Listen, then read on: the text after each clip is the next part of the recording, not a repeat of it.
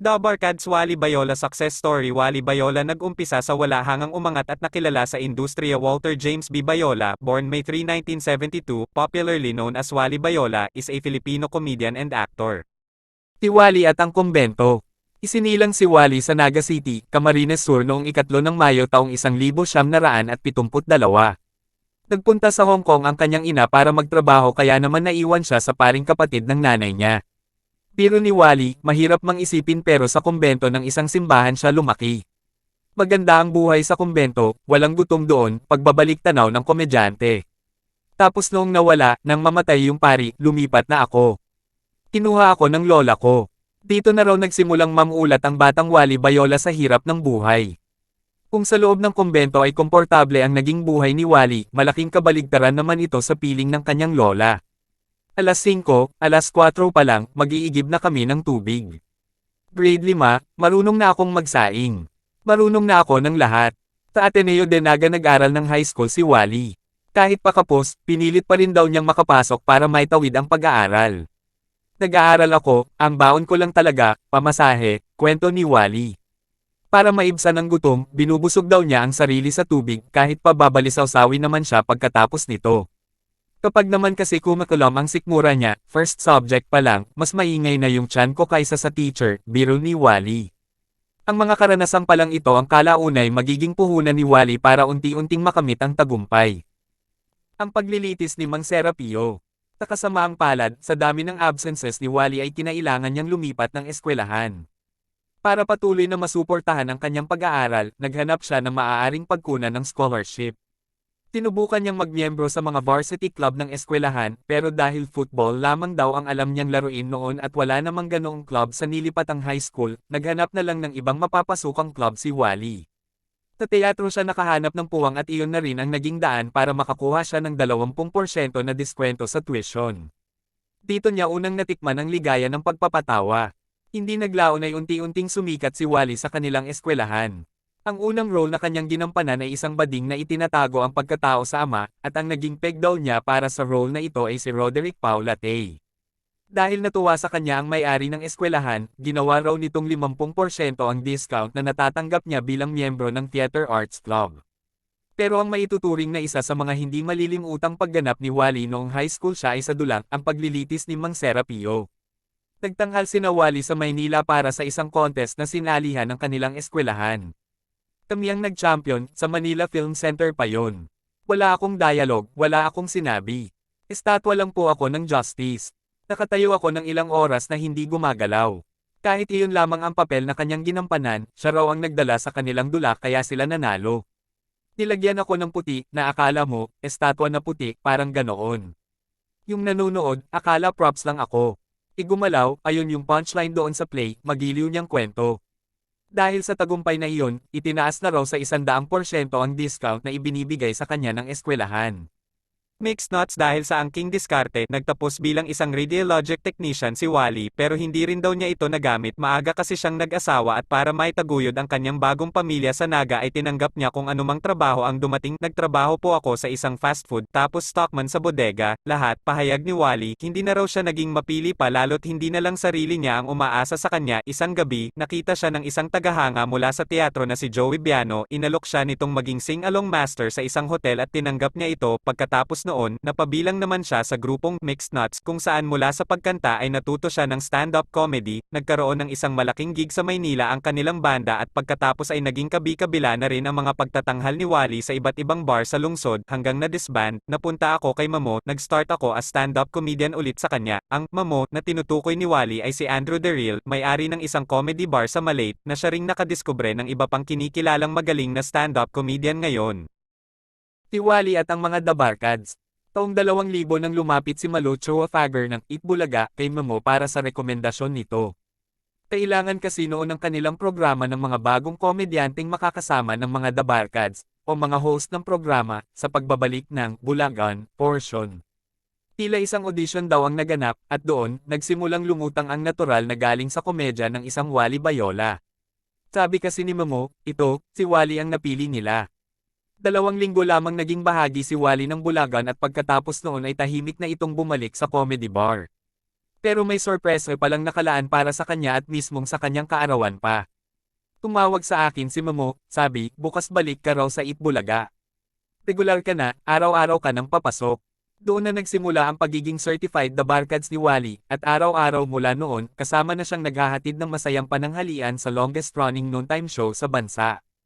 Ang Jowa Pao, patuloy na binago ng Itbulaga ang larangan ng noontime variety show sa bansa. Mula sa isang aksidenteng tambalan ay isinilang ang duo ni na Jose Manalo, dating production assistant at floor director ng programa, at ni Wally. Dahil sa kanilang chemistry at nakatutuwang batuhan ng linya, pumatok din agad sa mga manunood ang kanilang mga biro't pagpapatawa sa telebisyon.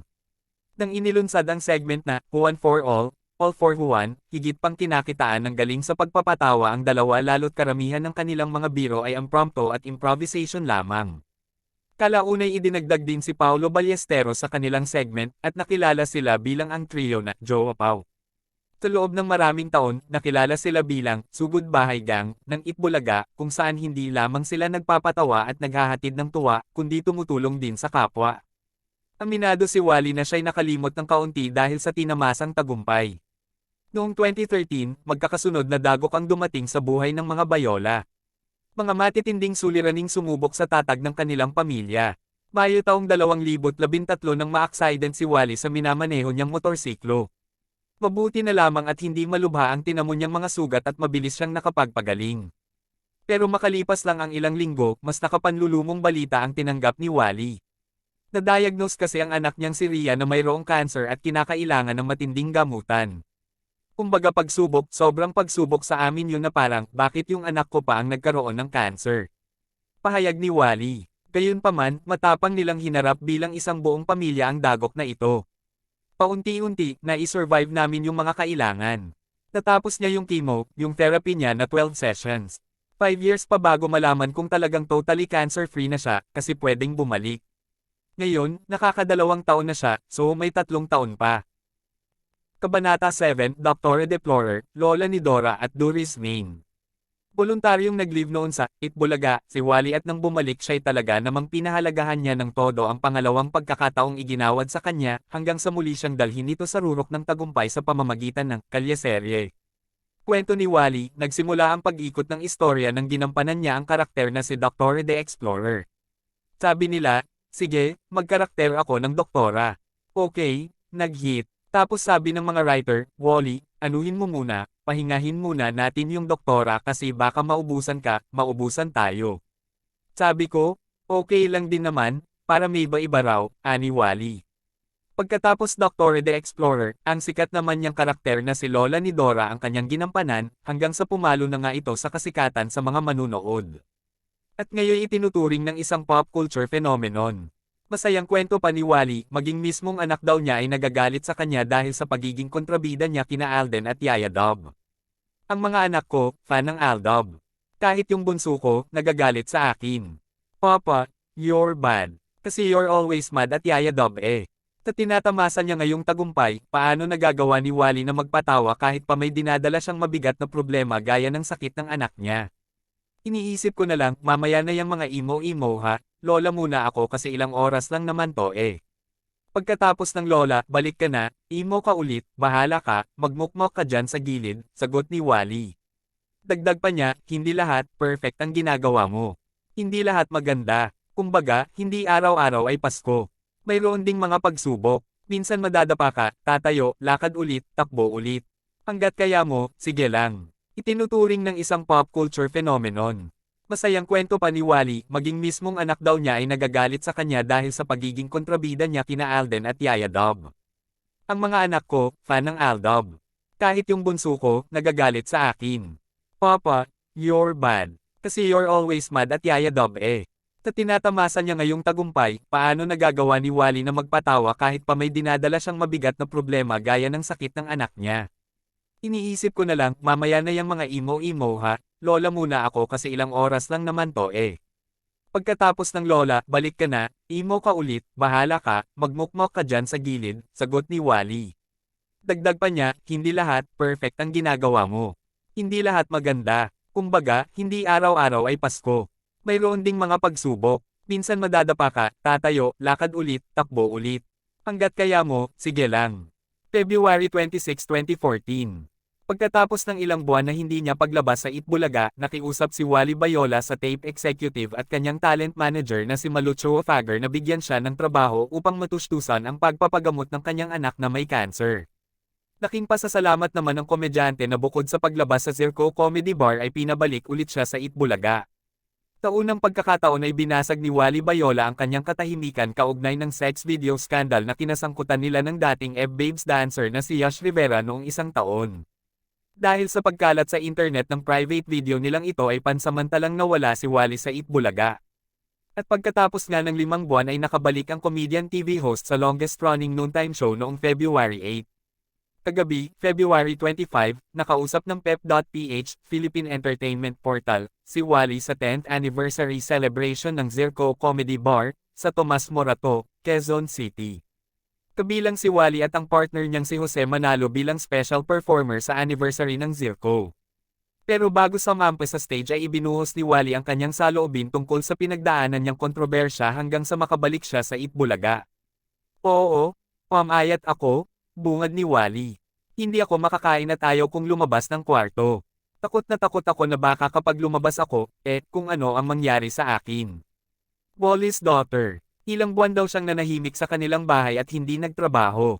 Ibig sabihin ay walang kita nung mga panahong iyon si Wally, sa kabila ng ipinapagamot pa rin nila ang anak niyang may sakit na cancer. Lahat ni Wally, wala akong trabaho. Yung anak ko, nasa ospital, chemotherapy namin. Ilang sessions yon at pagkatapos nung huli, yung ika-4 na chemo niya. Wala pang schedule kasi kailangan muna niyang magpalakas ulit ng katawan. Awang-awa ako sa anak ko tuwing nakikita ko siya na kinikimo. Tapos yung mga gamot pa niya, kailangan namin ng P4,200 a day. Gamot pa lang yan, wala pa yung treatment sa kanya. Wala akong trabaho kaya pati yung mga natatabi namin ng misis ko, lahat yan nilabas na namin. Mabuti na lang may mga tao na tinutulungan kami. May mga tumutulong pero sa laki ng gastusin, kahit gusto mong lumapit sa mga kaibigan mo nahihiya ka. Yung isa kong anak, nahinto sa pag-aaral at nag-giveaway para sa kapatid niyang may sakit. Patuloy niya, kaya ngayon, na-realize ko na mawala na lahat ng material na gamit mo, huwag lang ang health mo. Preet, kahit anong yaman mo pala, kapag nagkasakit ka o isa lang sa mga mahal mo sa buhay, sa isang iglap kayang maubos yan mabuhay lang siya. Matindi na nga yung may sakit Pero sa kaso ng anak ko, cancer, cancer sa dugo. Cry for help. 5 ang anak ni Wally, 4 na babae at 1 lalaki. Pangalawa ang anak ni Wally na may sakit. Huminto sa pag-aaral ang panganay niyang anak na kumukuha ng kursong theatrical arts sa Miriam College upang matustusan ang pagpapagamot ng kapatid. Ayon kay Wally, naiyak ako nung sinabi ng anak ko na hihinto na siya at mag-a-apply ng trabaho sa Starbucks. Ayaw ko siyang patigilan, pero di na talaga namin kaya. Ayaw ko rin siyang magtrabaho. Sabi ko, teka, kausapin ko si Yachang. Nagdadala kasi ng mga talent si Yachang sa mga show ng Channel 2. Subukan ko ipasok siya, panganay na anak ni Wally, doon, total mahilig din talagang mag-artista yung anak ko, Bukod dito ay tinawagan din ni Wally ang tape executive at talent manager niyang si Malucho Fager. Sabi ko, baka pwede ako mag-work kahit sa Zirco lang. Kailangan ko talagang magtrabaho para sa pamilya ko. Pumayag naman siya na makabalik ako sa Zirco. Tapos balik daw ako sa Itbulaga. Mga middle of February, nagulat nga ako nung tinawagan nila ako nung birthday ni Jose, pasok na raw ako raw yung magdadala ng puso, kaya sobrang saya ko noon at iyak ako ng iyak sa birthday celebration ni Jose sa Itbulaga. Noong February 8 ay si Wally ang may hawak ng kabiyak ng puso ni Jose. According to veteran showbiz, the duo was offered to stay and not to join Tito Sotto, Vic Sotto and Joey De Leon. May tumawag po kay Jose at Wally na huwag sumama sa Tito, Vic at Joey. At agaran daw po, padadalhan sila ng zaking tig 2 million pesos, she said. Hindi po nila pinatulan yung 2 million pesos, at iyon na nga po isang grupo ang The Barkads sumama sa Tito, Vic at Joey. May tumawag po kay Jose at Wally na huwag sumama sa Tito, Vic at Joey. At agaran daw po, padadalhan sila ng zaking tig 2 million pesos. Hindi po nila pinatulan yung 2 million pesos, at iyon na nga po isang grupo ang The Barkads sumama sa Tito, Vic at Joey. The hosts of Itbulaga filed a mass resignation following the announcement of Tito Sotto, Vic Sotto and Joey De Leon that they would be parting ways with Television and Production Exponents Inc. The hosts Jose, Wally, Paulo Ballesteros, Min Mendoza, Riza May Dizon and Ryan Agoncillo filed their resignations dated May 31, 2023, addressed to TAP's Romeo Halosos Jr., as seen on Pauline Luna's Instagram stories. Dahil po sa mga nangyari, kami po ay magpapaalam na rin sa Tape Inc. simula ngayong araw, the letter read. At ngayon patuloy na namamayagpag ang karir ni Wally Bayola at bukod sa It's sa TV5 nagkaroon pa sila ng show ni Jose na wow mali ito ang tama. Na mapapanood din sa TV5. Kaya totoo ang kasabihan na pag walang tiyaga walang nilaga, kung ano ang tinanim yun din ang aanihin, at pag hindi ka tumingin sa pinanggalingan mo hindi ka makakapunta sa paruroonan mo, at kailangan natin tumano ng utang na loob sa ating kapwa para makamtan natin ang goal sa ating buhay at ang higit sa lahat lagi tayong magpapasalamat sa Panginoon sa lahat ng oras. Salamat mga kasolid The Barkads, please follow, like, share this video. Salamat.